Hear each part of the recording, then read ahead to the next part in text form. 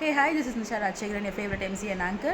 So நான் இன்றைக்கி வந்து என்னோட அம்மாவோட பர்த்டேக்காக ஆர்டர் மை கேக் கோயம்புத்தூர்லேருந்து நான் வந்து ஒரு கேக் ஆர்டர் பண்ணியிருந்தேன். ஸோ எனக்கு வந்து எப்போவுமே இந்த எசன்ஸ் ஃப்ளேவர்ஸை விட இந்த மாதிரி ஃப்ரெஷ் ஃப்ரூட் ஃப்ளேவர்ஸ் ரொம்ப ரொம்ப பிடிக்கும்.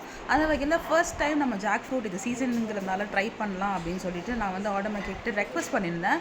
அவங்க வந்து they were so kind enough to take the request and அந்த கேக்கை வந்து within 1 day half kg cake தான் ஆர்டர் பண்ணியிருந்தேன்.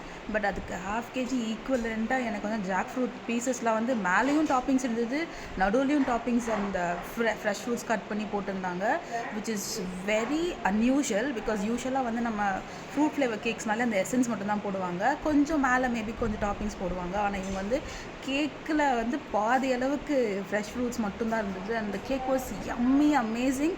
நான் டெஃபினட்டாக இவங்ககிட்ட வந்து நீங்கள் ஏதாவது ஒரு ஃப்ரெஷ் ஃப்ரூட் இல்லைங்க, இவங்ககிட்ட மேங்கோ இருக்குது, நிறைய ஃப்ளேவர்ஸ் நீங்கள் ரெக்வஸ்ட் பண்ணிங்கன்னா அவங்க உங்களுக்கு பண்ணி தருவாங்க. இந்த மாதிரி யாராவது உங்களோட ஸ்பெஷல் ஒன்ஸ்க்கு பர்த்டேஸ் இருக்குன்னா please do try. I would highly recommend. And also இதுக்கப்புறம் எங்கள் ஃபேமிலியில் எல்லாருக்கும் ரொம்ப பிடிச்சிருந்தது. இதுக்கப்புறம் யாருக்கு எந்த கேக் வேணுனாலும் நம்ம கண்டிப்பாக ஆர்டர் மை கேக்லேருந்து மட்டும்தான் ஆர்டர் பண்ண போகிறோம்.